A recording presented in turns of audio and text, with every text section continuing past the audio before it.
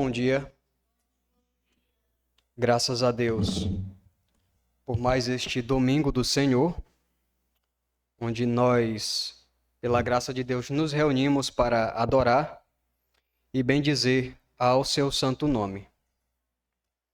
Eu peço que os irmãos abram a sua Bíblia no livro de Mateus, capítulo 24.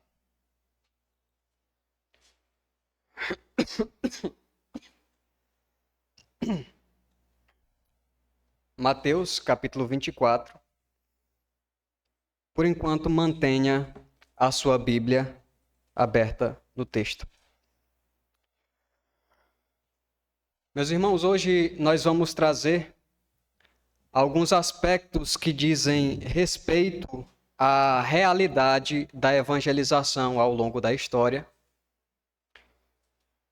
Ela tem sido um desafio desde a igreja primitiva. Na realidade, desde o princípio, o mundo tem sido um opositor ao avanço do evangelho.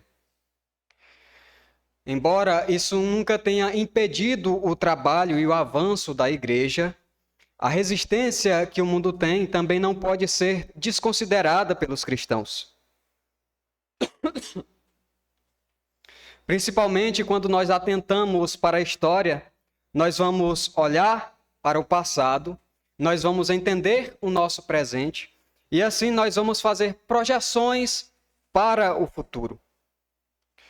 Nós podemos constatar então, desde os anos de 1900, havia ali uma certa porcentagem de pessoas que se autodeclaravam cristãs na humanidade.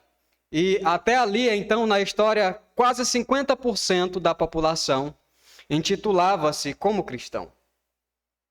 Quando nós passamos para os anos 2000, nós vemos que essa proporção diminui bastante. Então, já no ano de 2020, nós vemos que o avanço do evangelho ao longo da história se mostra um pouco mais inexpressivo, de forma que agora menos pessoas se autodenominam como cristãs. No ano de 2020, já haviam cerca de 8 bilhões de pessoas na Terra. E dessas 8 bilhões de pessoas, apenas 2 bilhões e meio se declaravam cristãos. Baseado nesses últimos dados, tem-se a estimativa de que até o ano de 2050, a população mundial esteja chegando ao número de 10 bilhões de pessoas. E desse total, se continuar no mesmo ritmo, apenas 3,4 bilhões serão ali cristãos.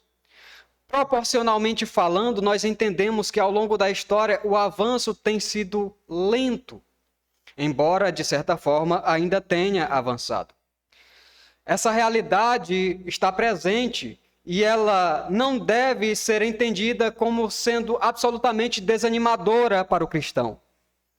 Tampouco o cristão pode olhar para essa lentidão no avanço do evangelho e pensar que o reino de Deus, na realidade, foi derrotado. Ou que, na realidade, o reino de Deus tem poder menor do que a resistência do mundo. Não é isso. Ou ainda existem aqueles que pensam que o reino de Deus ou o seu avanço será frustrado. Mas, na realidade, isso não é uma verdade. Principalmente quando nós olhamos para o texto em questão, dos versículos 1 até o versículo 14. Nós devemos olhar para essa realidade como sendo alertas que foram dados pelo próprio Jesus.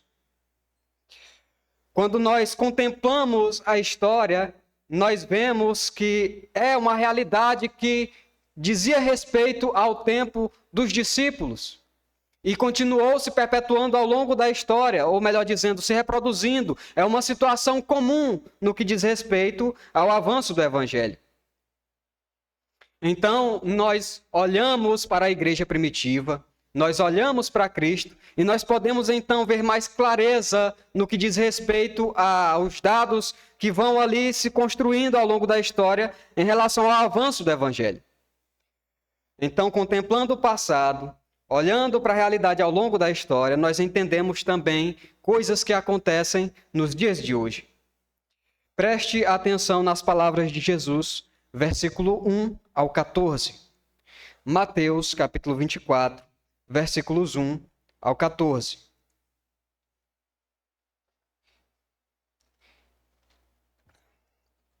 Diz assim a palavra de Deus: Jesus, saindo, partiu do templo, e aproximaram-se dele os seus discípulos para lhe mostrarem os edifícios do templo. Mas Jesus lhes disse: não vedes todas essas coisas? Na verdade, eu vos digo que não ficará aqui uma pedra sobre outra que não seja derrubada. E estando ele assentado no Monte das Oliveiras, chegaram-se a ele os seus discípulos em particular, dizendo: dize-nos quando serão estas coisas, e qual será o sinal da tua vinda e do fim do mundo? E Jesus respondendo disse-lhes: fiquem atentos para que nenhum homem vos engane, porque muitos virão em meu nome dizendo: eu sou o Cristo, e enganarão a muitos. E ouvireis de guerra e de rumores de guerras. Olhai para que não vos perturbeis, pois todas essas coisas devem acontecer, mas ainda não é o fim. Pois se levantará nação contra nação, e reino contra reino, e haverá fomes e pestes e terremotos em vários lugares. Todos estes são princípio das dores. Então vos hão de entregar para serdes atormentados, e vos matarão, e sereis odiados de todas as nações por causa do meu nome. E então muitos se ofenderão, e trairão uns aos outros, e uns aos outros se odiarão. E surgirão muitos falsos profetas, e enganarão a muitos. E por se multiplicar a iniquidade, o amor de muitos esfriará. Mas aquele que suportar até o fim, esse será salvo. E este evangelho do reino será pregado em todo o mundo, como testemunho para todas as nações, e então virá o fim.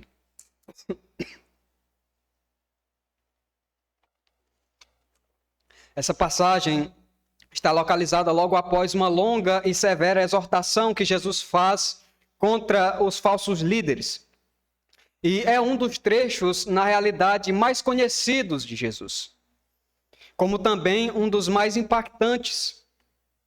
Agora, é muito comum que as pessoas olhem para esse texto e entendem como sendo coisas que acontecerão absolutamente daqui para frente e tão somente. As pessoas olham para esse texto e entendem como sendo coisas que ainda irão acontecer no futuro. Mas, na realidade, nós teremos uma compreensão ainda mais aprimorada se nós olharmos para esse texto como sendo coisas que já aconteceram na realidade. Coisas que confirmam ali a palavra de Jesus. Coisas que corroboram para aquilo que Jesus profetizou como sendo uma realidade que se concretizou no passado e de coisas que ainda hão de se realizar no futuro. Por exemplo, Jesus estava falando aqui sobre a destruição do templo em Jerusalém, o que certamente para qualquer judeu da época de Jesus seria loucura, ou ainda seria algo que no mínimo os desafiava, porque não era algo que eles ansiavam, não era algo que eles poderiam contemplar a um curto prazo, pelo contrário, eles imaginavam uma libertação, onde na realidade eles seriam ali salvos por alguma figura política que traria a libertação do poder do Império de Roma. Então, quando Jesus expõe que a destruição do templo será uma realidade, isso provoca certa curiosidade nos seus discípulos. Então, em um dado momento, quando Jesus está ali a sós agora no Monte das Oliveiras, os discípulos o indagam: quando essas coisas hão de acontecer? Essas coisas serão os sinais da tua vinda? Ou ainda serão sinais do fim do mundo? E a partir do versículo 3, nós temos aqui a resposta de Jesus aos seus discípulos. E nós podemos dividir basicamente em 3 aspectos. O primeiro aspecto que Jesus trabalha é trazer a realidade do sofrimento e que, embora seja real, o sofrimento ainda não é o fim. O segundo aspecto que Jesus traz é um abalo que iria acontecer ali na unidade. Os cristãos seriam atormentados em um dado momento. E em terceiro lugar, Jesus expõe o triunfo do reino de Deus. Então, nós podemos agora começar entendendo que o sofrimento ainda não é o fim. Falando, em primeiro lugar, das tragédias no mundo que o texto nos expõe. Preste atenção no versículo 6, quando o mestre diz o seguinte: ouvireis de guerra e de rumores de guerras. Olhai para que não vos perturbeis, pois todas essas coisas devem acontecer, mas ainda não é o fim. As catástrofes ao longo da história são velhas conhecidas do homem. Tanto as naturais como furacões, terremotos, incêndios, como também aquelas que são causadas pelo próprio homem. E nós damos um destaque para os conflitos militares, por exemplo, que têm atormentado as nações ao longo da história. Ali, que oprimem povos e mais povos ao longo do tempo. É muito comum que nesses ambientes assustadores apareçam pessoas desesperadas, dizendo o seguinte: é o fim dos tempos, é um sinal da vinda de Jesus. No entanto, essa percepção dos tempos modernos parece apressar um pouco as coisas. Porque nós entendemos que o próprio Jesus fala que essas coisas ainda iriam acontecer. Mas se nós pararmos para refletir um pouco, guerras e catástrofes naturais já existiam antes dos tempos de Jesus. Os israelitas conheciam bem a guerra no Antigo Testamento. Nós vemos que era um povo sedento de sangue. Eram povos ali que estavam conquistando terras e mais terras com frequência. Da mesma forma, eles também eram assolados por impérios que vinham ali subjugando povos mais fracos. Então a guerra já era uma realidade. As catástrofes já eram uma realidade. No entanto, ainda não era sinal de fim. Ainda haveriam de acontecer essas coisas repetidas e repetidas vezes.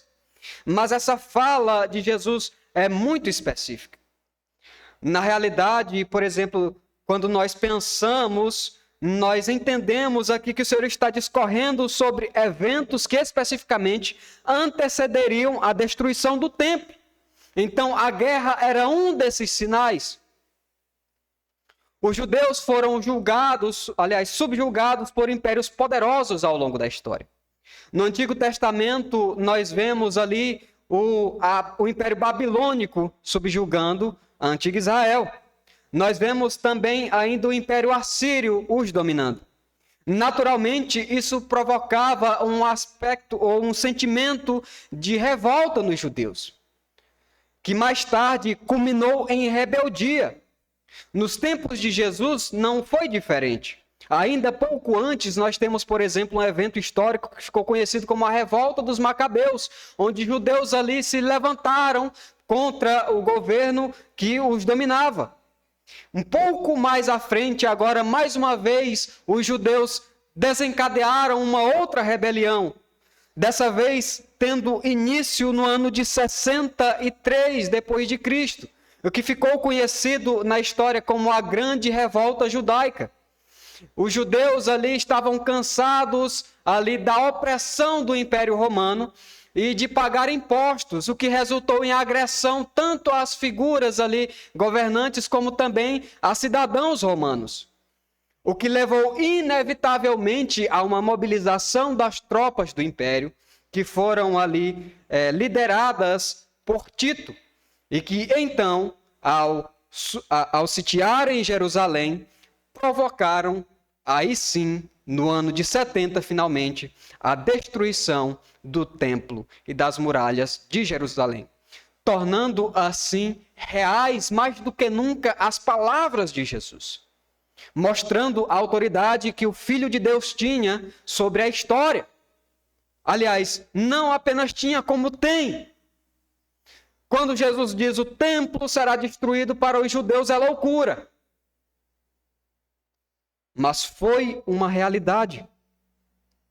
Pense como esse era um cenário ruim para o judeu.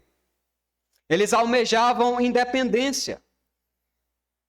Mas certamente a destruição do templo e o domínio ali do Império Romano de uma vez por todas seria considerado por eles uma calamidade. Sinalizava tão somente fracasso e derrota. Por outro lado, para os discípulos de Jesus, para aqueles que ouviram as palavras citadas anteriormente pelo próprio Mestre, era uma realização daquilo que Jesus havia dito. Significava o poder da palavra de Deus se concretizando. Nós não temos um registro que diga algo específico sobre o pensamento dos discípulos que eram sobreviventes até ali, mas não é difícil nós imaginarmos que ao contemplarem aquele cenário de destruição do templo, ao contemplarem ali o domínio das tropas romanas sobre o povo de Jerusalém, eles poderiam facilmente pensar, são as palavras do Mestre se realizando. Nós fomos advertidos dessas coisas. Portanto, não deve ser motivo de espanto para nós. Com certeza eles se assustaram. Com certeza foram dispersos. Com certeza ali sentiram a opressão. No entanto, a advertência foi real. E certamente eles lembraram daquilo. Agora, embora Jesus tenha advertido, muitos dos judeus não creram. E para esses que não creram, a tragédia poderia facilmente significar o fim. Mas não foi assim para os crentes. Não foi assim para os discípulos de Jesus, nem para os apóstolos. Certamente eles entenderam que todos aqueles eventos e fatos apontavam apenas para o princípio das dores. Nos tempos modernos acontecem coisas similares. Pense, por exemplo, no continente europeu, que foi acometido de duas terríveis guerras que se envolveram ali e se espalharam para todo o globo. O eixo alemão, junto de seus aliados, travava uma guerra sem precedentes contra o Ocidente. Passar pela Primeira e pela Segunda Guerra Mundial fez com que as pessoas do continente europeu pensassem estar vivendo o apocalipse. Por exemplo, é comum você ver missionários que atuam, por exemplo, na Inglaterra, trazendo essa realidade como sendo presente na consciência das pessoas. Por exemplo, o missionário Jonatas Bragato fala comumente que há uma decadência na evangelização e nas igrejas do continente europeu, porque as pessoas olham para o passado, elas olham para a Primeira e para a Segunda Guerra Mundial e elas não sentem esperança. É comum as pessoas pensarem, se Deus existe, por que a guerra assolou de tal forma? E por que quando a guerra assolou, Jesus então não voltou? Era comum que as pessoas olhassem para o cenário de guerra, é comum para que as pessoas assimilassem com o Apocalipse, e era comum que as pessoas ali começassem a cultivar esperanças sobre a volta de Jesus já, naquele momento imediato da história. Então, para eles foi mais fácil desacreditar no Evangelho, tornando assim a realidade o declínio da fé. Exatamente por não entenderem que o sofrimento, além de real, mais especificamente o sofrimento que vem através das catástrofes, sejam elas naturais, ou guerras, ou rumores de guerra, além de reais, comunicam apenas e tão somente o princípio das dores que a humanidade ainda há de passar, bem como ela já passou. Observe que Jesus, ainda no versículo de número 8, no versículo de número 6, diz que essas coisas não apenas são reais, como elas eram necessárias. Em outras palavras, Jesus estava dizendo que aconteceriam tragédias, mas ainda não seria o fim. Preste atenção no versículo 8. Todos estes são o princípio das dores. A guerra acometeu os judeus. A guerra, mais tarde, acometeu também os europeus e o resto do mundo. Mas isso comunicava apenas o princípio do sofrimento. E nesse contexto de guerras, de rumores de guerras, existem movimentações que amplificam o sofrimento das pessoas. Um deles é o surgimento de falsos cristos. Quando falamos em sofrimento, nós automaticamente assimilamos a guerra, que talvez, certamente, na cabeça da maioria das pessoas é o pior cenário que pode haver no mundo. Nós assimilamos também a pestes, a opressões do governo. E embora tudo isso gere um sofrimento grande de fato, ao olharmos com mais atenção para a fala de Cristo, nós podemos perceber uma certa relação entre o sofrimento do mundo e o surgimento de falsos cristos que amplifica esse sofrimento. Em meio à dor e o sofrimento, os falsos mestres se apresentam. Se olharmos um pouco adiante, ainda no capítulo 24, mas agora dos versículos 15 ao 23, em primeiro lugar nós vamos ver Jesus descrevendo um cenário terrível de perseguição. Em segundo lugar, dessa vez agora, do versículo 21 ao 23, nós vemos ainda também que em meio a esse cenário, há uma advertência de Jesus para que haja por parte dos discípulos e dos apóstolos rejeição à mensagem destes falsos cristos. Preste atenção, por exemplo, no versículo 21, que diz o seguinte: porque haverá então grande tribulação, como nunca houve desde o princípio do mundo até agora, e nem jamais haverá.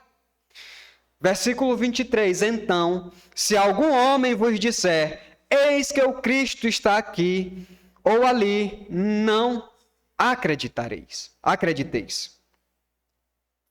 Esses falsos salvadores poderiam surgir em meio às tragédias. Pense, por exemplo, nos judeus, que acreditavam que quando o Messias prometido chegasse ao mundo, ele não seria uma pessoa como Jesus, por exemplo. Alguém alegando ser o Filho de Deus, dizendo que o reino dele não era nesse mundo. Mas eles pensavam numa figura política, um rei, um governante poderoso, que iria livrar Jerusalém, que iria livrar Israel do domínio dos governos ali, que estavam se impondo àquele povo. Uma figura política poderosa o suficiente para levantar um exército e levar a guerra e subjugar os demais impérios do mundo. A libertação do povo por meio da força. Então, qualquer líder político que aparecesse pregando esse tipo de coisa, na época de Jesus, poderia facilmente ser visto como um salvador. Eu mencionei anteriormente a grande revolta dos judeus. Certamente, para muitos judeus, os líderes que estavam ali conduzindo aquela revolta poderiam facilmente ser vistos como salvadores, como Messias, como talvez algum levantado por Deus para liberar de uma vez por toda o povo de Jerusalém. No entanto, não foi assim que se sucedeu. Aquelas pessoas não tinham poder para salvar aquele povo, nem das coisas materiais e nem da realidade do pecado no mundo espiritual. Pelo contrário, a revolta que aqueles líderes promoveu gerou um cenário ainda pior.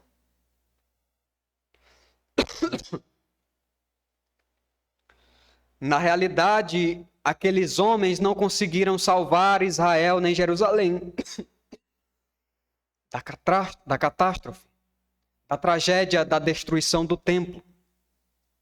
Antes, na realidade, de certa forma, eles aumentaram o sofrimento do povo, levando pessoas ao conflito. Eles tornaram o cenário para aquele povo ainda pior, destruindo com certeza a unidade e a esperança que muitos ali haviam. É possível constatar isso de forma mais pujante dos versículos 9 ao 12. Principalmente quando nós paramos para pensar em qual seria o sentimento do povo ou ainda aquilo que aconteceria com o povo. Preste atenção, versos 9 ao 12. Então vos hão de entregar para serdes atormentados, e vos matarão e sereis odiados de todas as nações por causa do meu nome.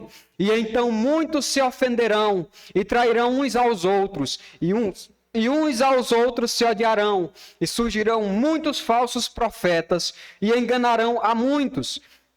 E por se multiplicar a iniquidade, o amor de muitos esfriará.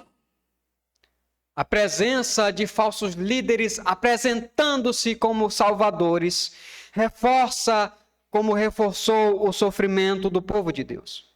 Não apenas escandalizando, mas potencializando também a perseguição. Isso nos é apresentado aqui no versículo 9. E isso provoca ainda outras coisas no meio do povo de Deus. Principalmente quando nós olhamos ainda para as epístolas. Nós podemos ver que conflitos eram comuns nas igrejas primitivas. Nós temos, por exemplo, a advertência severa de Paulo a Pedro. Paulo advertindo sobre a hipocrisia de Pedro. Mas nós temos ainda, de forma mais pujante ainda, o exemplo da igreja de Corinto. Haviam facções nas igrejas, divisões, que certamente colocavam aquelas pessoas talvez não como inimigos declarados, mas como povos divididos dentro de um mesmo lugar. Pessoas ali colocando a sua fé, depositando a sua fé no local errado. Pense, por exemplo, ainda na epístola de João, na primeira mais especificamente. Na primeira e na segunda epístola de Pedro também, nós vemos ali um cenário onde estavam infiltrados falsos mestres, que tinham uma relação com o gnosticismo, que negavam a divindade de Jesus, que negavam que Jesus era filho de Deus, que negavam que o filho de Deus havia sido encarnado, tentando colocar todas essas ideias na cabeça dos cristãos.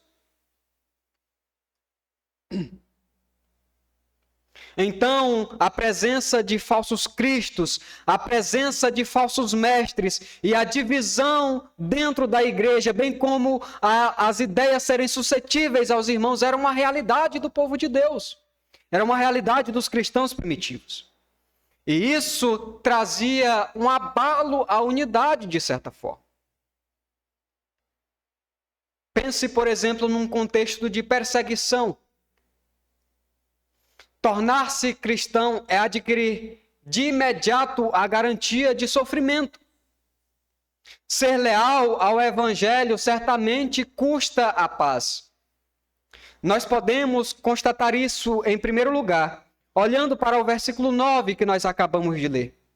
E em segundo lugar, olhando para a descrição dos eventos que sucedem no livro de Atos dos Apóstolos. Por causa da pregação do evangelho, Pedro e João são presos. Paulo e Silas também são presos. Estevão, no capítulo 7, é martirizado, provocando imediatamente uma fuga ali dos cristãos. Isso era exatamente uma demonstração clara do que ser cristão fez aos apóstolos e aos discípulos serem odiados pelo mundo por causa do nome de Cristo. Significa dizer que aqueles que eram verdadeiramente cristãos deveriam estar conscientes da realidade de que ao pregar o evangelho, eles estariam ali sendo tornados inimigos do mundo. Significa dizer que aqueles que hoje são verdadeiramente cristãos devem estar também atentos a essa realidade. Jesus, em outro momento, adverte isso de uma forma mais direta. Pense no texto no Evangelho de João, capítulo 15, dos versículos 18 ao 20. Apenas ouça com atenção.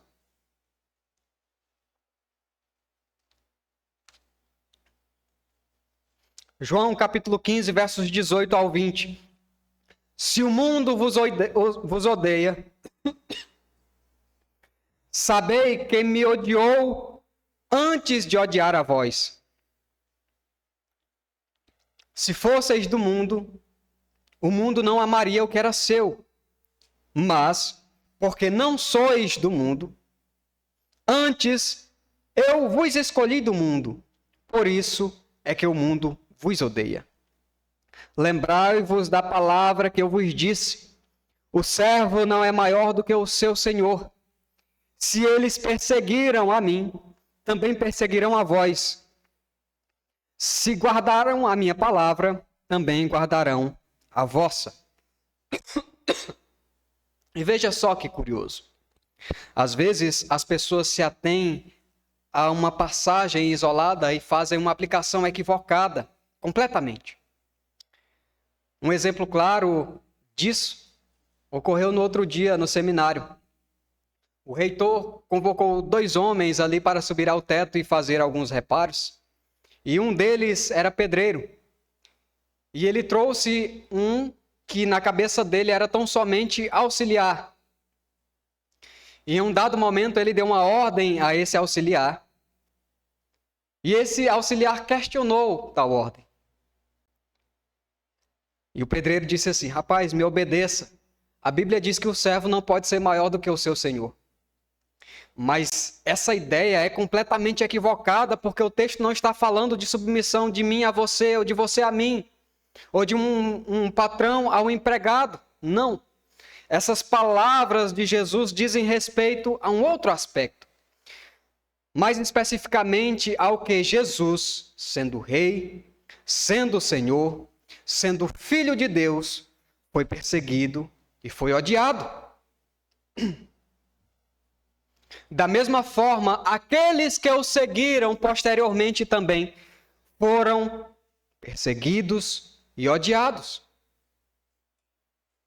E todo aquele que se propõe a viver o evangelho será perseguido e odiado em algum momento.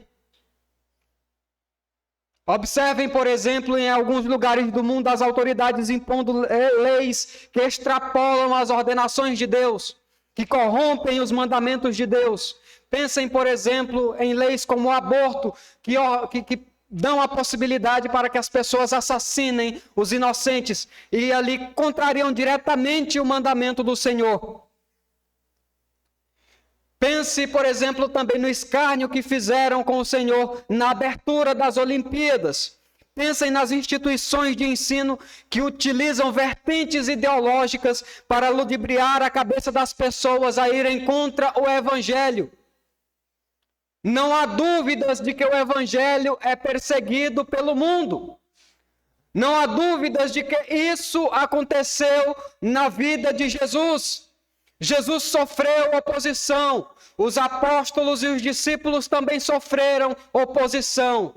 E nós também estamos perfeitamente suscetíveis à oposição, porque Jesus disse que se perseguiram a ele, mesmo sendo o Senhor, também perseguirão a nós, que somos servos menores do que o nosso Senhor. Se nós não somos perseguidos pelo mundo quando nós pregamos o Evangelho, então há algo de errado com aquilo que nós pregamos. O Evangelho não está de acordo com o mundo. O Evangelho, pelo contrário, confronta o mundo. E é por isso que o mundo o odeia. O mundo deseja que, na realidade, os seus pecados sejam ali acalantados, sejam elogiados, admirados. Mas aqueles que são servos fiéis a Deus sabem que o pecado do mundo jamais será admirado por Deus e nem pela sua igreja. Significa dizer que viver o Evangelho, consequentemente, resultará em desagrado aos homens. Ainda há um segundo aspecto que também corrobora para a amplificação do sofrimento do povo de Deus ao longo da história. O surgimento de falsos profetas. Nós vimos anteriormente o surgimento de falsos cristos, falsos salvadores, que podem ser vistos em figuras políticas, por exemplo. Comum a isso também é fácil aparecerem pessoas que pregam um evangelho falso, bem como já aconteceu na história. Anteriormente, eu citei o exemplo dos gnósticos, ali que estavam tentando influenciar as igrejas primitivas. E nós vemos Pedro e João os repreendendo. Nós ainda temos também uma alusão de Paulo a um grupo chamado judaizantes, que queria impor o cumprimento da lei agora àquelas pessoas que eram cristãs. Isso fica nítido, por exemplo, no livro de Romanos, onde Paulo vai tratar a justificação pela fé e não pelas obras da lei. Porque haviam judeus tentando influenciar os cristãos a obedecerem à lei mosaica, cuidando que apenas isso traria a salvação. Ou seja, eram ensinos falsos que estavam acometendo a igreja primitiva. Falando em falso Cristo nos dias de hoje, eu posso dar um exemplo para os irmãos de algo que às vezes as pessoas até acham engraçado. Um personagem da TV brasileira, conhecido como Henrique Cristo. Pense nesse cidadão que muitas pessoas acham apenas como sendo um comediante, apenas sendo um pequeno personagem, e muitas pessoas até às vezes gastam tempo na frente da TV, mesmo cristãos, dando ibope para aquele tipo de homem. Mas as coisas que ele diz são blasfêmias contra o Filho de Deus. Ele reivindica a divindade de Cristo para si. Ele reivindica os atributos que só Cristo tem para si. E ele acredita piamente que ele é o Filho de Deus. Mas isto é uma blasfêmia que deve ser combatida pelo povo de Deus. O que mostra que a realidade dos falsos salvadores estava presente, como eu falei, na igreja primitiva, através dos falsos líderes, dos falsos messias, como também ainda é presente nos dias de hoje. Pessoas como esse que se diz comediante não devem ser vistos como gracinha. Não, devem ser repreendidas duramente pelo povo de Deus. O povo de Deus não pode olhar para esse tipo de pessoa e apenas aceitar como sendo um senso de humor comum à cultura. Não, é uma blasfêmia que deve ser combatida. A semelhança disso, a realidade dos falsos mestres, que tentavam introduzir falsas doutrinas ali na igreja primitiva, também é real nos dias de hoje. Um teólogo brasileiro sinergista muito famoso disse a seguinte frase em um dos seus vídeos que consta na internet. Preste atenção, a salvação pela fé em Cristo é excelente, mas não é o único meio. Com isso, ele queria dizer que a fé em Cristo não era o único meio para a salvação do homem. Na realidade, essa é uma ideia que confronta exatamente a essência da fé que nos é apresentada na Bíblia. Por exemplo, o próprio homem não produz fé, ela é dada por Deus, como diz o texto em Efésios 2:8. Se a fé é dada por Deus, o que mais o homem pode fazer? Se nem a fé ele é capaz de produzir por si próprio. Logo, nós não podemos olhar para esse tipo de alegação dita por esse falso mestre como sendo apenas um errinho teológico. Por alguma razão, os cristãos brasileiros aprenderam a tolerar esse tipo de alegação. Aprenderam a tolerar pessoas reivindicando o título de Cristo, pessoas ali espalhando doutrinas heréticas. Aprenderam a dizer, em nome de uma falsa paz, que está tudo bem. Mas, na realidade, quando nós olhamos para a igreja primitiva, principalmente quando nós olhamos para as repreensões da parte dos apóstolos a tais falsos mestres, nós entendemos que a nossa postura não deve ser essa.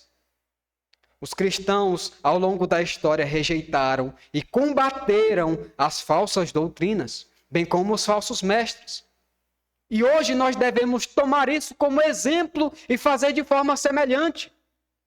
Nós não podemos permitir-nos ser contaminados por doutrinas falsas, por doutrinas ali que na realidade escarnecem do Evangelho, ou que tiram a supremacia de Deus, ou ainda que eliminam a supremacia ou a excelência do sacrifício de Cristo.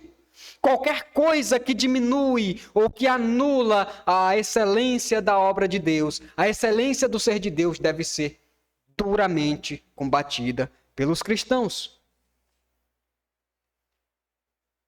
Falando nisso, por exemplo, mais uma vez eu cito os gnósticos. João diz palavras duras na sua carta, de 1 João. E ele chega a dizer que, na realidade, eles devem ser expulsos do meio do povo de Deus. devem ser removidos do meio do povo, não tolerados, não tratados apenas como sendo mero erro. João traz uma ideia semelhante. Na epístola de Judas, logo no capítulo 1, ele diz que é levado por Deus a instruir os cristãos a combaterem pela verdadeira fé. Ou seja, a lutarem pela sã doutrina, batalharem por aquilo que é fiel ao Evangelho. Em um outro momento, Paulo diz, se aparecer um outro Evangelho, além daquilo que nós já temos ensinado a vocês, mesmo que sejam nós, ou seja, Paulo estava dizendo, mesmo que seja eu, apresentando uma coisa diferente do que eu já tenho vos dito, considerem como anátema, anulem, considerem irrelevante, expulsem do meio de vocês. Pense, por exemplo, no capítulo 23, que antecede o capítulo que nós lemos no início. Jesus, ao advertir os falsos mestres, usa palavras duras. Jesus diz repetidas vezes, hipócritas, referindo-se aos fariseus e aos escribas. Ele os chama de guias cegos. Mais à frente, já quase no final do capítulo, ele os chama de serpentes, de raça de víboras. Jesus não poupa palavra dura contra os falsos mestres. Pense, por exemplo, em 1 João, capítulo 4, versículo 1, que diz o seguinte: amados, não creiais em todo o Espírito, mas provai se os Espíritos são de Deus, porque muitos falsos profetas têm aparecido no mundo. Jesus repreendeu duramente os falsos mestres. João exorta o povo a não aceitarem qualquer tipo de palavra, porque ele diz que os falsos mestres, os falsos profetas têm surgido ali nos seus dias, e é uma realidade daqueles dias. E de semelhante forma, nós devemos olhar para os falsos mestres de hoje e combatê-los. Certamente nós seremos taxados de intolerantes, de fundamentalistas, mas isso não deve ser visto como um aspecto negativo, porque na realidade isso é uma das coisas que desagrada ao mundo. Mas para nós significa agradar a Deus, mantendo o zelo por aquilo que Deus já decretou e nos comunicou na sua palavra. Então, o zelo pela palavra de Deus, o zelo pela sã doutrina é algo que o cristão deve amar, deve exercer e ter a consciência de que causará impacto negativo para o mundo. Essa fala de João implica dizer duas coisas. Os falsos mestres não devem ser tolerados no meio do povo de Deus. E, em segundo lugar, os cristãos devem pôr à prova as pregações que eles têm ouvido. Isso vale para as minhas pregações. Isso vale para as pregações do pastor Marcos. Mas vale mais ainda para aqueles pregadores que nós não conhecemos. Às vezes nós somos suscetíveis a valorizar pessoas que vêm de fora, mestres que vêm de longe e que certamente em sua maioria são piedosos e zelosos, mas que nós não conhecemos. Nós não sabemos a vida que eles têm por lá. Da mesma forma, eles não nos conhecem. E não conhecem a vida que nós temos por aqui. Por isso, quanto mais nós devemos valorizar a vida daquelas pessoas que nós vemos com os nossos próprios olhos, que nós ouvimos com os nossos próprios ouvidos, ali exercendo zelo pela sã doutrina. Se nós respeitamos os mestres de fora, quanto mais nós devemos respeitar os nossos mestres e pastores que estão presentes em nossa vida cotidiana. O que nos dará mais segurança, com certeza. Agora, o surgimento de falsos cristos, o surgimento de falsos profetas, leva inevitavelmente a um terceiro aspecto. que diz respeito ao esfriamento do amor a Deus. É bem verdade que diante de falsos cristos e de tragédias e de perseguição e falsos mestres, se torna dificultoso manter-se perseverante servindo a Deus. Lembre-se, por exemplo, de Pedro, que mesmo acompanhando o mestre há um bom tempo, ao primeiro sinal em que sua vida seria ameaçada, o negou. A traição e ódio contam como uma constatação do aumento da iniquidade. E nós vemos isso sendo mencionados por Jesus aqui nos versículos 10. No versículo 10, mais especificamente, ao 12, diz assim: então muitos se ofenderão e trairão uns aos outros, e uns aos outros se odiarão. E surgirão muitos falsos profetas e enganarão a muitos. Versículo 12 especialmente: e por se multiplicar a iniquidade, o amor de muitos se esfriará.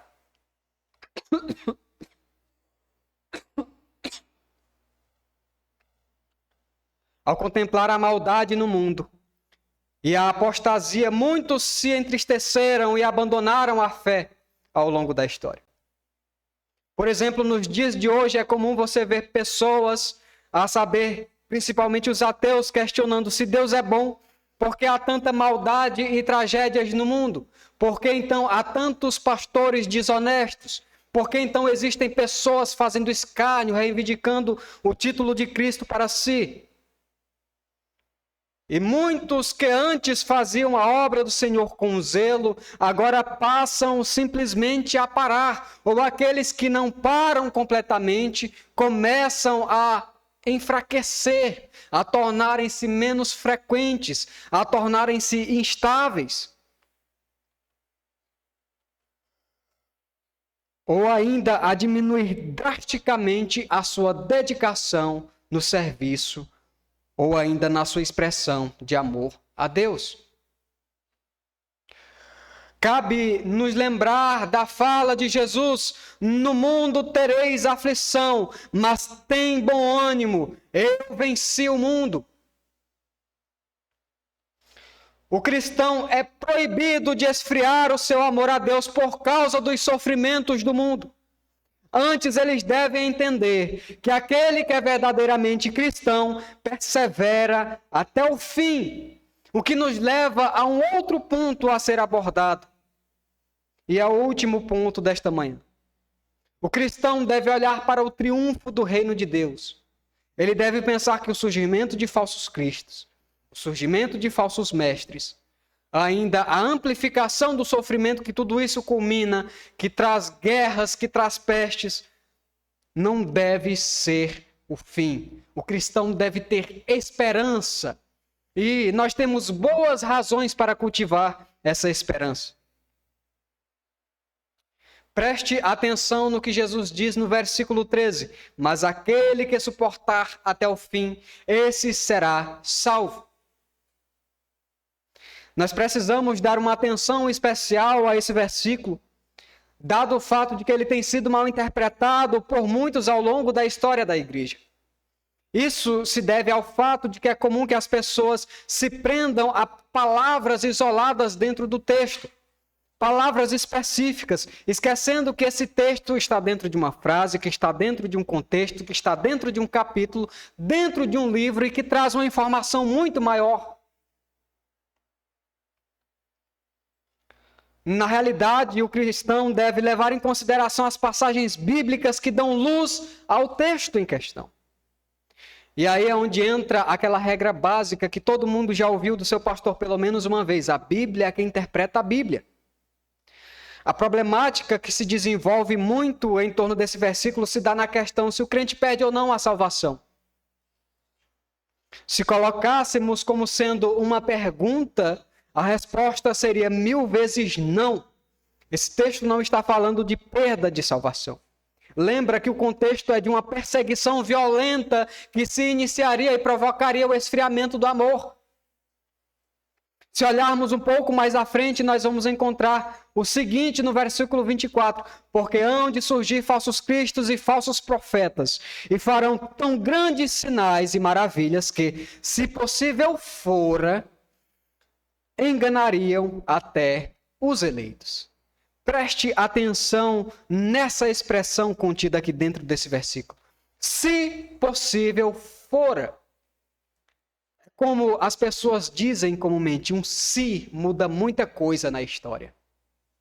Se possível fosse, não está dizendo que é possível, mas que o abalo que isso traria ao mundo, o abalo que as guerras, os falsos cristos e falsos mestres traria ao mundo, seria grande de tal forma que até aquelas pessoas que são eleitas de Deus se admirariam. Elas olhariam e ficariam surpresas com aquilo, mas elas não se perderiam. Haverá falsos cristos, haverá falsos mestres, e estes são expostos como sendo realizadores de façanhas tais, que se possível, enganaria os eleitos. Mas é apenas se. E eu dou duas razões excelentes para nós não cairmos nessa falsa ideia. A primeira é que Jesus prometeu que os salvos não se perderiam. No Evangelho de João, no capítulo 10, versículos 27 e 28, diz o seguinte, apenas ouça com atenção: as minhas ovelhas ouvem a minha voz, e eu as conheço, e elas me seguem, e dou-lhes a vida eterna, e nunca hão de perecer, e nenhum homem as arrancará da minha mão. Existe uma música moderna que diz o seguinte: e ninguém me arrancará das tuas mãos. Diz respeito à certeza que o autor tinha, que nenhuma tribulação, que nenhum falso mestre, que nenhuma guerra, que nenhum falso Cristo poderia arrancar ele das mãos de Deus. Dá aqui uma ideia de propriedade, de posse. Jesus estava dizendo: vocês são meus, vocês estão nas minhas mãos, e homem nenhum pode mudar esse fato. Pense ainda no versículo 29 do mesmo capítulo 10 de João. Meu Pai, que as deu a mim, é maior do que todos, e nenhum homem pode arrancá-las da mão de meu Pai. Aquele que é guardado por Deus é definitivamente guardado. Ele jamais será arrancado definitivamente da presença de Deus. Embora em algum momento o cristão possa sim achar-se confuso. Quem nunca em um dado momento da vida sentiu-se mais fraco na fé? Quem nunca em determinado momento da vida orou menos? Quem nunca em determinado momento passou a frequentar menos o culto? Mas a certeza permaneceu lá. O desejo de servir a Deus continuou lá. O único sentimento era de fraqueza. De contrapartida também o de pertencimento a um Deus que é maior do que esses sentimentos.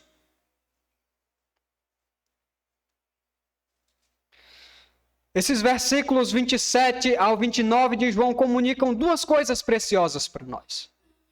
Em primeiro lugar, que as ovelhas de Cristo atendem ao seu chamado. E, em segundo lugar, que o Supremo Pastor, que cuida dessas ovelhas, jamais permitirá que essas ovelhas sejam arrebatadas pelo lobo, pelo falso mestre, pelo falso profeta. Eu gosto de pensar numa declaração muito bonita que há presente na declaração doutrinária batista brasileira. Essa mais moderna, que é amplamente conhecida. No artigo de número 6, do parágrafo 4 ao 6, diz o seguinte: a salvação do crente é eterna. Os salvos perseveram em Cristo e estão guardados pelo poder de Deus. Nenhuma força ou circunstância tem poder para separar o crente do amor de Deus em Cristo Jesus. O novo nascimento, o perdão, a justificação, a adoção como filhos de Deus, a eleição e o dom do Espírito Santo asseguram aos salvos a permanência na graça da salvação. Então, primeiro, Jesus diz que os salvos não se perdem.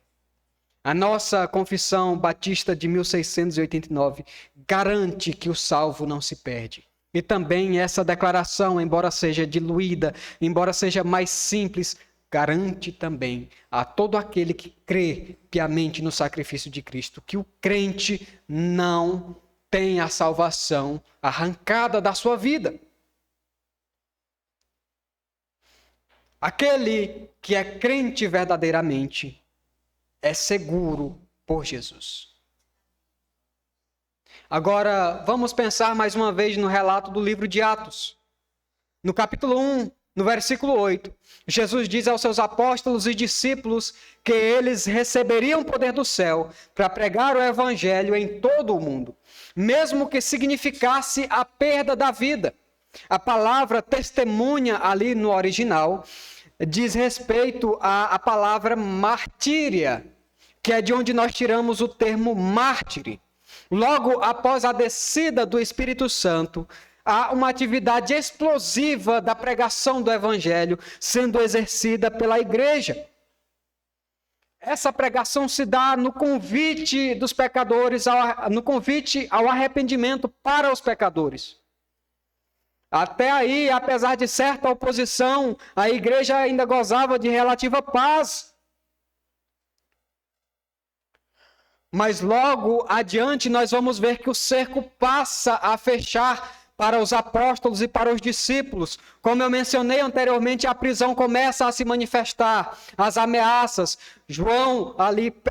Pedro e João são levados ao Sinédrio. Paulo é preso e mais à frente, no capítulo 7, Estevão é assassinado. Então isso dá início a uma grande perseguição, nos fazendo agora constatar definitivamente a realidade das palavras de Jesus no capítulo 24 do livro de Mateus. Quando a igreja é batizada pelo Espírito Santo de uma vez por todas, eles pregam o evangelho e imediatamente após a pregação do evangelho, o sofrimento, que ainda é apenas o início, também começa. As prisões se manifestam, ali a morte se manifesta e os crentes passam a espalhar-se pelo mundo. Agora é interessante pensar em outras palavras de Jesus, ainda no capítulo 1, versículo 8. Vocês levarão o meu evangelho para a Judeia, para Samaria, para Jerusalém e para os confins da terra. Então, quando a perseguição que se dá após o início de uma pregação massiva do evangelho começa, o evangelho também começa a se espalhar, cumprindo exatamente as palavras de Jesus. Primeiro é pregado em Jerusalém, conforme Jesus diz em Atos 1:8. Depois, os cristãos se espalham por causa da perseguição e vão até a Judeia. Depois, outros cristãos vão até Samaria. E depois eles espalham-se para aquilo que era conhecido como mundo, a saber, o restante do império. Cristãos agora passam também a extrapolar os limites e vão para a África. E o cristianismo começa a explodir no mundo de uma forma jamais vista na história. De forma que é muito comum hoje nós vermos cristãos apologetas indagando o seguinte: se Jesus não era Deus, se Jesus não ressuscitou, como é que você explica o evento histórico que se dá a partir do livro de Atos? A saber, a expansão explosiva do evangelho. Colocando como a pregação e a expansão do evangelho como sendo uma prova da morte e ressurreição de Cristo, como sendo algo genuíno, mostrando que os crentes que foram testemunhas da vida, da morte e da ressurreição de Jesus e preferiam morrer do que negar esses fatos. Ao longo da história, principalmente no primeiro século ali, quando se intensifica a perseguição e quando os cristãos são levados agora como ovelhas para o matadouro, para a morte, eles são acusados por muitos de suicidas, porque eles entendem que eles estão sendo ameaçados de morte e mesmo assim não param. Alguns cristãos até chegavam propositalmente a ir a locais em que o evangelho era publicamente proibido. E eles pregavam e entregavam-se à morte, eles não tinham medo.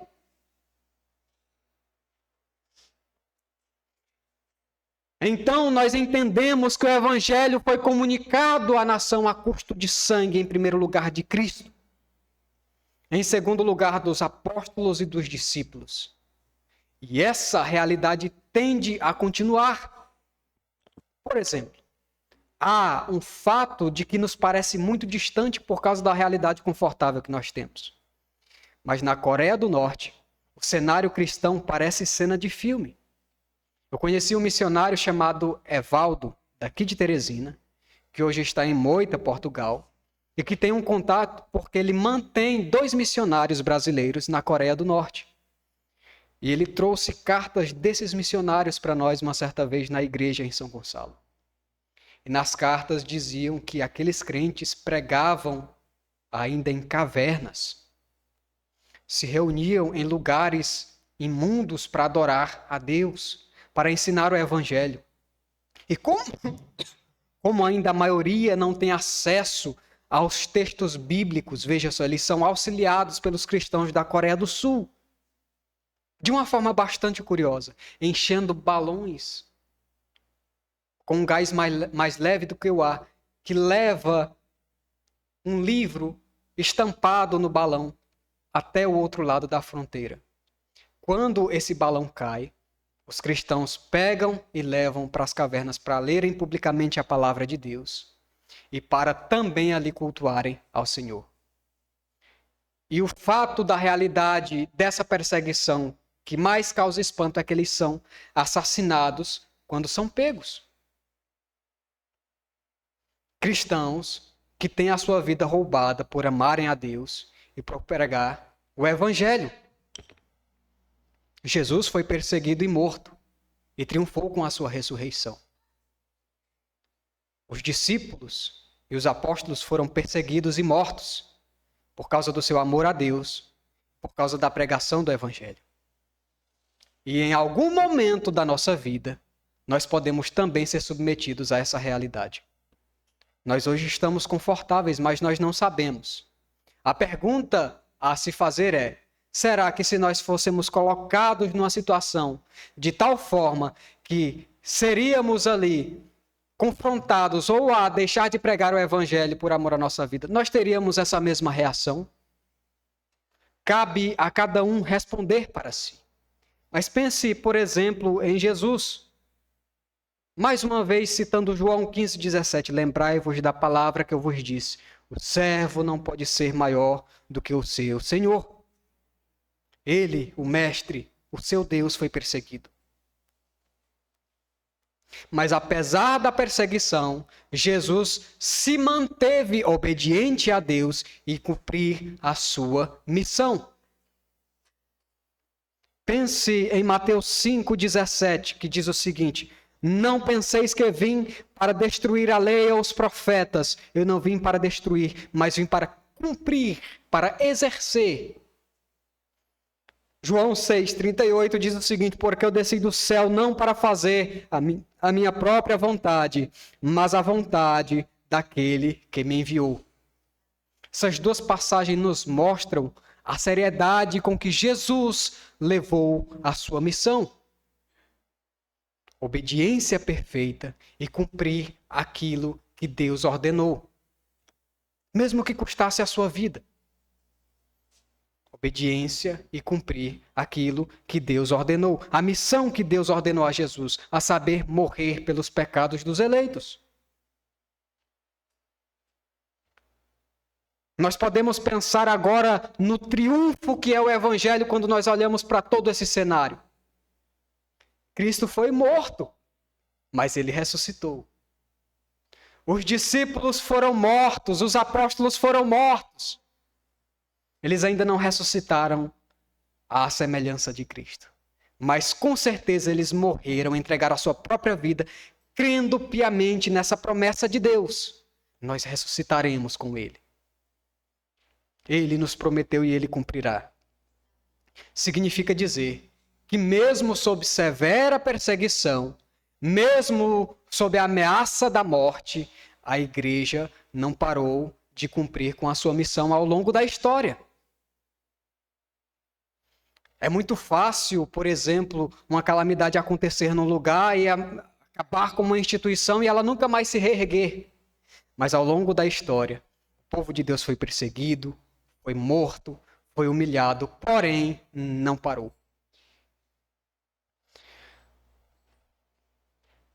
Significa dizer que quando nós olhamos para a igreja e pensamos nela como uma expressão, uma manifestação visível do reino de Deus aqui na terra, nós entendemos que o reino de Deus triunfa mesmo quando a morte está solta. Que o reino de Deus triunfa mesmo quando a perseguição vem. E que o reino de Deus triunfa ao longo do tempo, acima de tudo e de todos. Paulo, pensando nesse cenário de perseguição e de sofrimento, declara o seguinte em Romanos 8,18: porque eu considero que os sofrimentos do tempo presente não são dignos de serem comparados com a glória que há de ser revelada em nós. A restauração de todas as coisas, a saber, a glorificação da criação de Deus, que ainda há de acontecer de uma vez por todas, aperfeiçoando e livrando o corpo do homem de uma vez por todas da tentação do pecado, é maior e é mais bela do que qualquer coisa, do que qualquer catástrofe que possa haver nesse mundo. Quando a catástrofe vier, o cristão deve estar fitado na beleza do triunfo do reino de Deus. Eu posso morrer aqui, eu posso sofrer aqui, mas no final de todas as coisas, o triunfo do reino de Deus deve ser a minha motivação para continuar perseverando firmemente, a saber, a glória de Deus que há de ser revelada em nós, por meio de Cristo Jesus. Então nós podemos aplicar 4 lições às nossas vidas. A primeira delas é combater ferozmente os falsos cristos e os falsos mestres. Como nós podemos fazer isso? Como eu mencionei anteriormente, procurando e submetendo-se aos nossos líderes. Viu uma pregação com uma fala duvidosa na internet? Traga para o seu pastor. Ele com certeza terá discernimento suficiente para dizer que aquilo está correto ou errado à luz das Escrituras. Mais uma vez eu repito coisas que eu já disse anteriormente. Comprem livros. Invistam no conhecimento do reino. Não apenas tenham a Bíblia ali como um livro também apenas para refletir, para ter uma devocional. Não, mas como sendo regra de fé para exercer e procurar lealdade a ela. De forma que quando você vê alguém falando alguma coisa que contradiz aquilo que Deus trouxe nas Escrituras, você saberá rebater prontamente. Você está dizendo isso, mas a Bíblia diz isso. Confronte, tenha essa coragem de dizer, olha, não é isso que Deus diz na palavra. A Bíblia diz assim, portanto você está errado. Significa dizer que nós não devemos aqui ter a ideia de aceitação ou de omitir uma informação da Bíblia apenas para sermos aceitos pela sociedade. Não. Em segundo lugar, persevere em submissão, em obediência à sua missão. Em primeiro lugar, obedecer os mandamentos do Senhor contidos na Escritura. E em segundo lugar, pregando efetivamente o Evangelho. Esse evangelho que Jesus diz que trouxe ali perseguição aos primeiros cristãos e que trará perseguição para nós também. Como é que nós fazemos isso? Em primeiro lugar, lendo a Bíblia e orando ao Senhor para que Ele nos ilumine para entender aquilo que Ele quer dizer na sua palavra. E no que diz respeito à pregação efetiva do Evangelho, significa dedicar-se ao evangelismo de uma forma que não é rasa. Por exemplo, é comum a gente ver nas faixas aqui na capital de pedestres, grupos de jovens indo lá e segurando cartazes com a frase Jesus te ama. E o pecador vai dizer, muito bem, obrigado. Significa dizer que o crente deve levar a realidade do pecado para a vida do pecador. Dizer, olha, a sua situação com Deus não é boa. Diante de Deus, você está na posição de réu. E o pior, você é culpado. Portanto, arrependa-se. Invista em materiais de evangelismo, principalmente os produzidos pelo nosso próprio pastor, ou pelas editoras que o nosso pastor indicar. Isso é saudável para você e irá te ajudar a evangelizar a sua família e os seus amigos no seu trabalho. E por fim, ore para que Deus o faça amar mais ao reino dele. Sim, esse reino que é triunfal, do que ao mundo. Ore para que o seu amor não se esfrie quando a perseguição vier. Ore para continuar amando a Deus fervorosamente quando o mundo respirar ameaças de morte contra nós por causa do amor a Deus e do Evangelho. Para que assim nos mantenhamos fortalecidos no Senhor quando esses tempos ruins chegarem. Até que o Senhor venha, ainda há coisas que precisam ser feitas. Pregar o Evangelho, defender o Evangelho dos falsos mestres e manter-se firmes em amor ao nosso Deus. Que o bom Cristo nos abençoe com essa palavra. Curve a sua cabeça e vamos orar ao nosso Deus. Potentíssimo Deus e Pai, muito obrigado, Senhor. Obrigado pela tua graça ter se manifestado através da tua palavra. Ensina-nos, ó Deus, a olhar para a vida de Jesus, para o cumprimento da sua missão e para a sua obediência perfeita como sendo um exemplo, ó Deus. Para cumprirmos a nossa missão de obedecer a Ti em piedade e também de levar o Teu Evangelho ao mundo. Assim como também, ó Deus, os discípulos e os apóstolos o fizeram. Fortalece-nos na fé, ó Deus, para que assim também possamos combater os falsos mestres de forma efetiva, defendendo a sã doutrina, ó Deus, assim mantendo o teu povo protegido e são. Abençoa a este dia, Senhor, falando cada vez mais aos nossos corações. É o que nós te pedimos e por fé te agradecemos no santo nome de Jesus. Amém. Muito bem, irmãos.